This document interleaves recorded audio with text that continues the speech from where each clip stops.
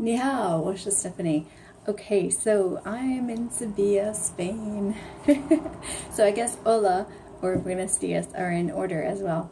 I am still working with, I guess this is a reading update. I'm still working with this book. I'm on chapter 2. I changed the date of the start of chapter 2 because honestly, I started one day and then there were many days where I wasn't doing it. So I started again October 17th, basically the day we flew from China to Spain. Yay! So, and now at the bottom of the page, I've started to put the dates that I work on it. I don't write how long or any information like that, but I feel like putting how many times, because lesson 2 is much harder than lesson 1. And so I feel like if I put down how many times I come back to this lesson, I feel like I can learn how long it actually takes me to feel comfortable with one particular chapter. Right now, lesson one was a lot easier and a lot more review, so I got an artificial idea of how quickly I could go through them. Ideally, I want to do about 2 or 3 weeks with each one, even if I don't reach an insanely high comfort level. I do want to do about 2 or 3 weeks per chapter and move on, and it does build on itself, so there's going to be automatic review in it. But I want to see how often I come back to it, and I think like today when I came back and I saw, hey, I did something with this yesterday, it felt good, like, hey, I'm doing something. So that kind of relieves the language guilt that I talked about in previous videos, and it makes me feel like it won't be as hard when I return because there hasn't been a lot of time in between last time and this time. So I feel like I want to keep doing that. What I'm also doing, like I mentioned before, at the bottom of the screen, sorry, this is a screen, this is a book. At the bottom of the book, there's the sentences that the whole lesson is around. The top one's simplified, the bottom one's traditional. I was putting the lines for chunking when they're saying the sentence, and I also today, since I broke the sentence down into words, I put numbers for each word, because words aren't always one character, right? They're normally 2 characters and sometimes 3 characters. So I broke it down into words, and then I did something new. In addition to the processing that I mentioned before, which is like the input and then the processing and then the listening and the review and the pleco test, in addition to that, I wanted to do something very tactile. I'm feeling very energetic and stuff, and so I wanted to do something very physical. And so I'll try to show you what I've done here. I don't think I can turn the camera around, can I? I cannot, but I can. I'm on a mini tripod. There's this, I don't know if I mentioned this before, but I'm obsessed with dollar stores. And in Shanghai, a lot of China, but Shanghai specifically, there's a Miniso, a Daiso. I did those in the wrong order. Daiso is my heart and soul. It's a Japanese dollar store. There's amazing. There's also a Miniso, and then there's some knockoff ones. So I shouldn't say knockoff. There's some other dollar stores also. And there is this place in Spain, this store called Alehop, A-L-E-H-O-P. It's basically a dollar store, only things aren't $1. Like it looks like a dollar store. The stuff is kind of the quality of one, but it's like 3-4 euro, which is not $1. But anyway, so I got a new mini tripod since I forgot to bring anything real with me. For 3 euro, which I think is pretty exciting. So if it lasts even halfway through, then I'll buy another one at 6 euro for the whole trip, and then I don't even have to carry it home. So that's what it's on right now, which is why it's not shaking. Pretty awesome, right? All right, anyway, that's not really the point. So what I did is after I figured out how many words there were in this sentence, there's 24 words in this sentence. Bah! Then I made flashcards. For each word, I made a flashcard, just super simple and horrible script. My writing on these is terrible, and you'll see that in a second. And then on the back, I put the pinyin and tone and the English. And I did that for, and I hope I can show you this, all 24 words. There we go, all 24 words. And then what I wanted to do is, while I was listening, instead of just listen and repeat to start off my processing, oh, we're going to be a little crooked because it's a 3 euro thing. There we go. I'll try to make up for it. Okay, so in addition to like my first step is usually I like to hear the sentence first before I dive into the vocabulary. So what I've added now is I'm doing kind of a word, no, not really kind of, I'm doing a word order exercise where as I'm listening to it, I'm looking at the Hanse and I'm ordering the words. And this took me a lot of time. And I'm not doing this in any sort of like perfectionistic kind of way because I have the pinyin and the English on the back. I do get to check as I'm going and then order it that way. It's still super duper hard to do even with that there because I'm not familiar with a lot of these words and the sounds of a lot of these words yet. But it did keep my interest more than just working with the singular words, with the input and the processing and all of that. I'm inputting a ton of the words every day and I'm putting a little check mark in there. So I'm not really keeping track so much. See these little check marks? That means I put it into the Pleco input folder. And then I'm supposed to be taking 3 out per day from the input folder, processing them and putting them over into the review folder. I'm putting a ton of them in there every day because there's so many. I've got some backlog from not doing it for a little while. So I'm definitely inputting a lot.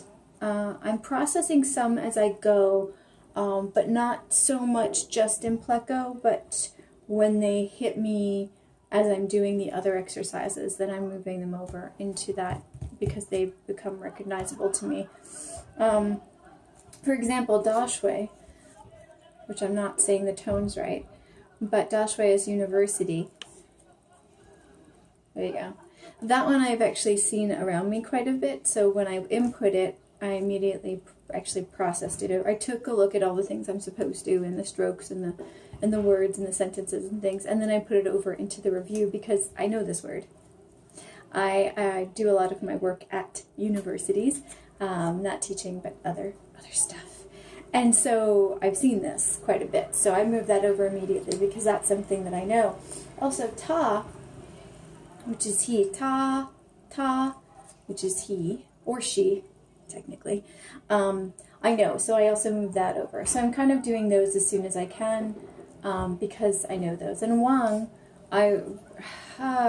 there's a funny thing with this.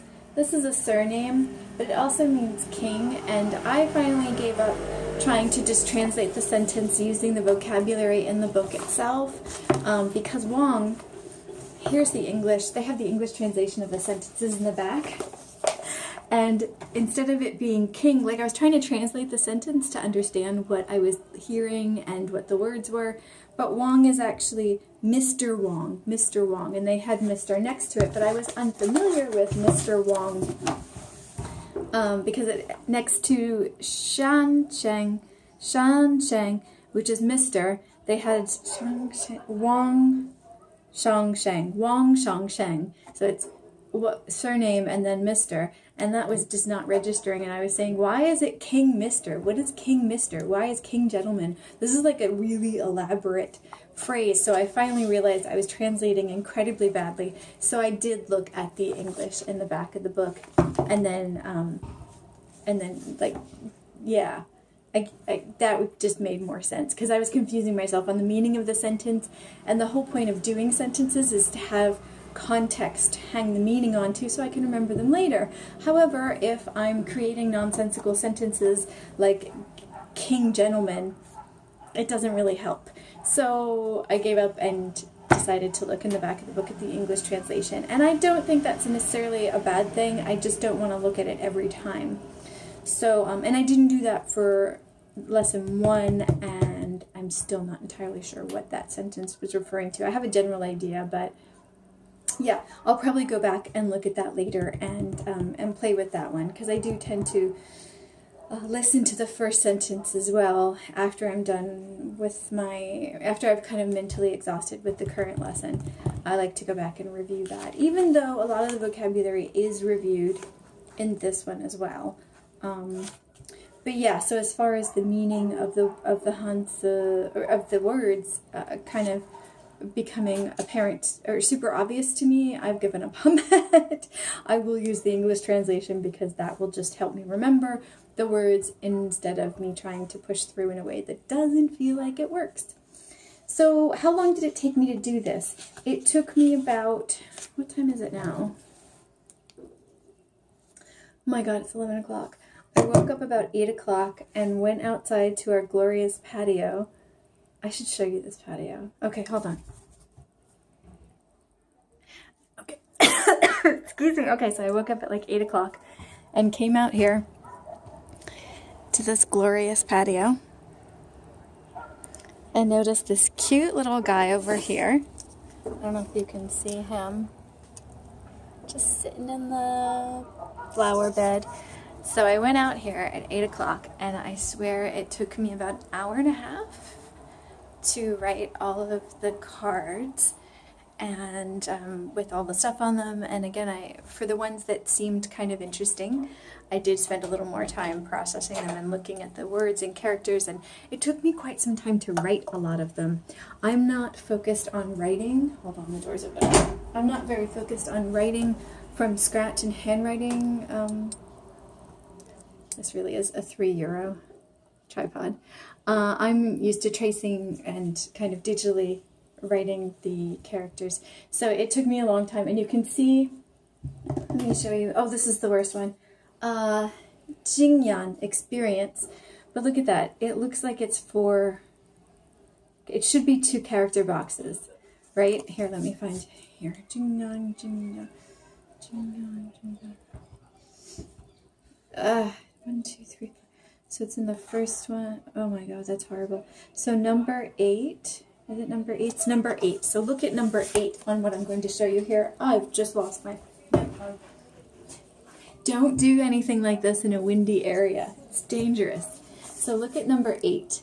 That's what it should be. And look at how horrible my example is. Is that even right side up? Yes, it is. So look at number 8. And look at my example. You can see how mine is much looser and you cannot see the 2 character boxes. Whereas in number 8, you can definitely see the 2 parts, the 2 components of the word. So that is an issue, and although I'm not focused on writing per se, I think I need to clean these up each time I practice. I'll probably pick the ones that look the most dissimilar to the ones in the book, just so I can get it close so that I can identify them when I go back to them written actually correctly.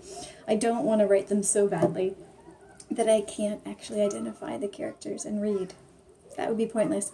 In an ideal world, I'd be able to blow this up, copy this, blow it up, cut those up, and put those on the note cards. But we are realists, and we understand that that's not what I'm going to do, especially when I'm on vacation. So I'm pretty excited because there is this desk, it's not even a desk, this dresser here, which turned into this beautiful workspace where I could just move the note cards around as I was listening again to the sentence. And I can't believe this is only one sentence, and it took me this long to do this with one sentence. So let me show you kind of how I'm practicing now that I've got the note cards. So the idea is, now that these are in place, every morning I can shuffle up these cards, probably listen to the sentence a few times first, and then come to them and try to take out the ones and put them in the order that they're in now.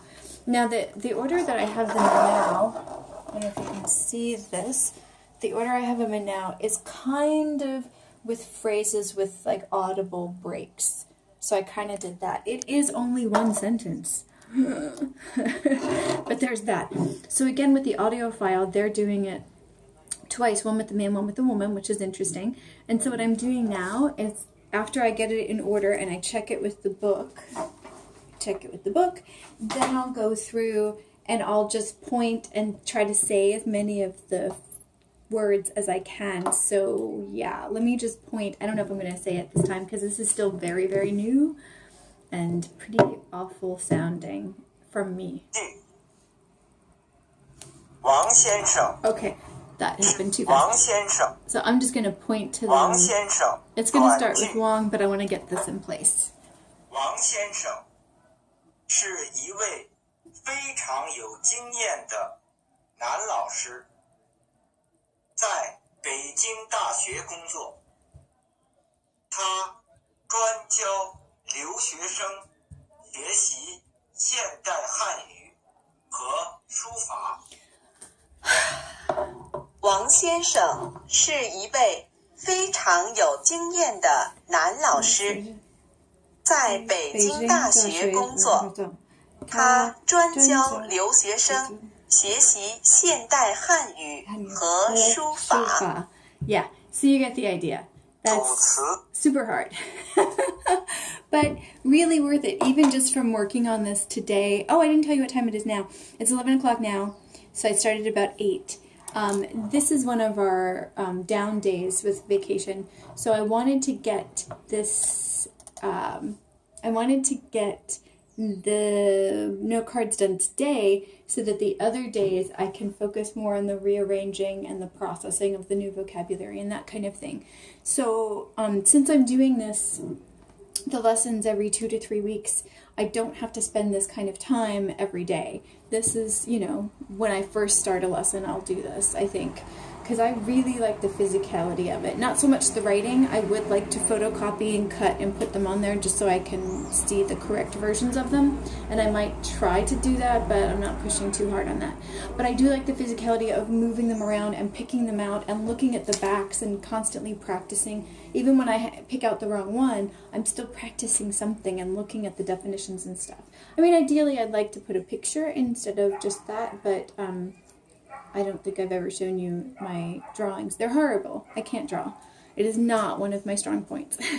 So I don't know, but I like the ordering of this. I like the physicality of this. It makes me process the different parts of the components within the it makes me decompose the characters, the words, the components within the words. So it's kind of a fun thing to do for me.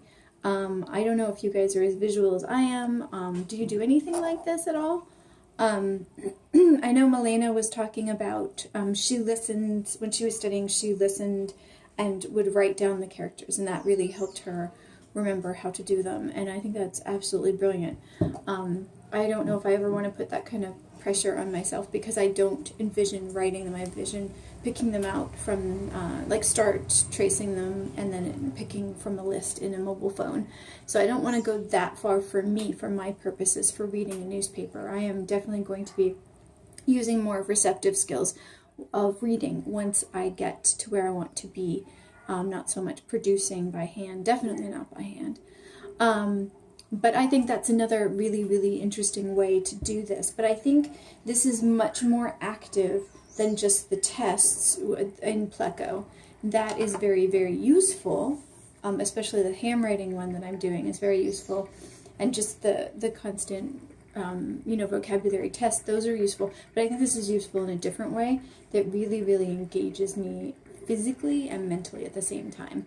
And so I'm going to try to do this as much as possible. We're only in this particular Airbnb for a week, so I hope there is some place in the next place where I can do this as well. And if there isn't, I will find a coffee shop and just do this in person on a very big coffee shop table. Oh, we'll see. We shall see. Either way, I can do this on the bed, I guess. I could just clear everything off and sprawl out on the bed. I mean, I don't need to keep it there once it's done. Once I'm done studying, I can put it all together. And there's this, because of the holes in these note cards, I love these. They have these a lot in Asia. You put the, hold on.